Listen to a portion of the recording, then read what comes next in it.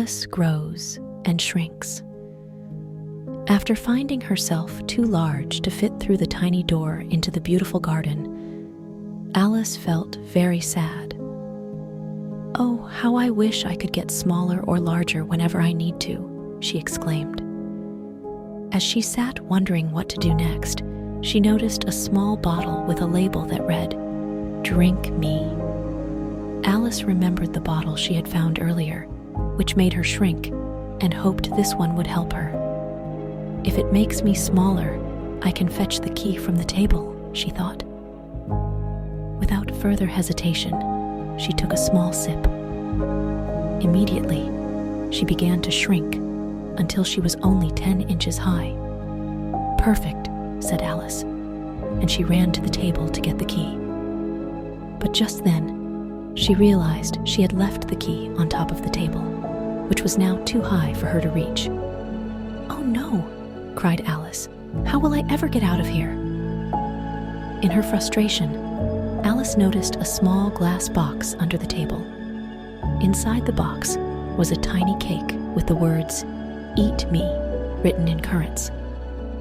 "Perhaps this cake will make me grow," she thought.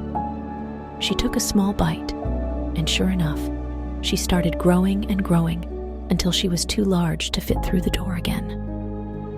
"Oh dear, this is worse than before," she exclaimed. Now she was so big that her head touched the ceiling and she could barely move in the room.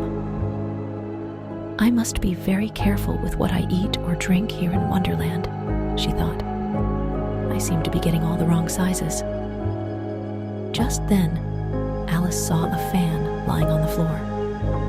"Maybe if I fan myself, I will cool down and think of a solution," she said. But as she fanned herself, she began to shrink again.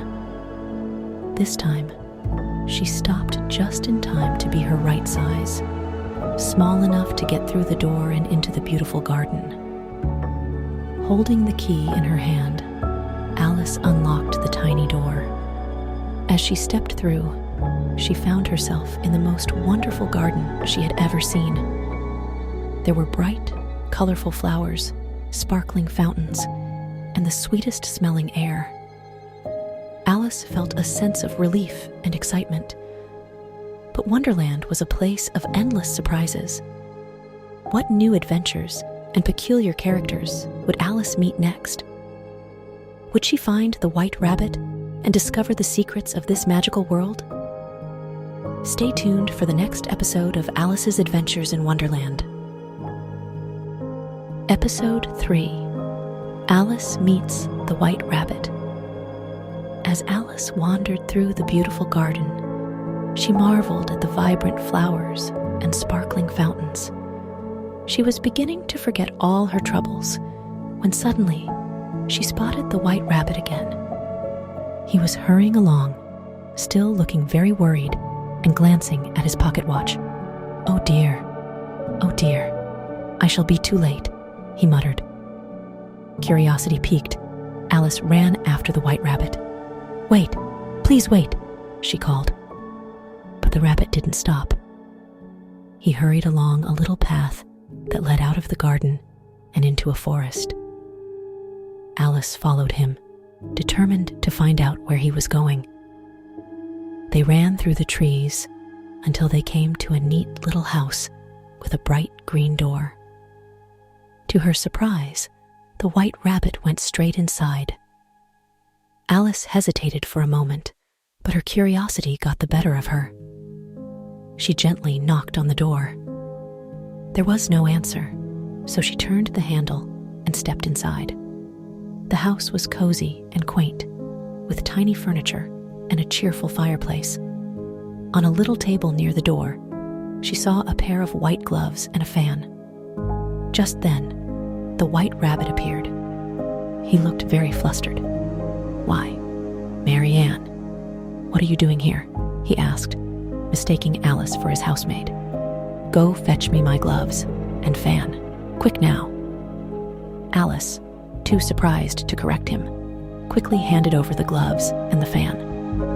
The rabbit snatched them up and hurried off, muttering to himself about being late. Left alone in the house, Alice felt a bit mischievous. She noticed another little bottle on a shelf labeled "Drink Me." Remembering her previous experiences, she hesitated.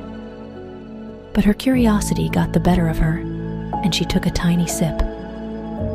Instantly, she began to grow and grow until she was too big for the little house.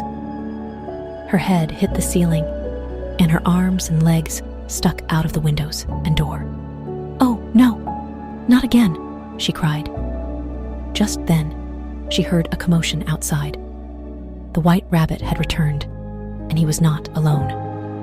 A crowd of curious creatures had gathered, including a dodo, a lizard named Bill, and several other animals. They were all very concerned about the giant girl stuck in the rabbit's house. "We must get her out," shouted the rabbit. "Fetch Bill the lizard." Bill was hoisted up to the chimney, and he slid down to try and push Alice out. But as soon as he entered the house, Alice gave a little kick, and out flew Bill, landing in a heap among the other animals. Enough of this, thought Alice. She spotted a little cake on the floor with the words, "Eat me." She took a bite, hoping it would help. To her relief, she began to shrink back to her normal size. Once she was small enough, Alice quickly slipped out of the house and ran off into the forest. She could hear the white rabbit and the other animals shouting behind her. But she didn't stop. She ran until she was far away from the rabbit's house. Exhausted but excited, Alice wondered what strange adventure awaited her next in this curious wonderland. Stay tuned for the next episode of Alice's Adventures in Wonderland.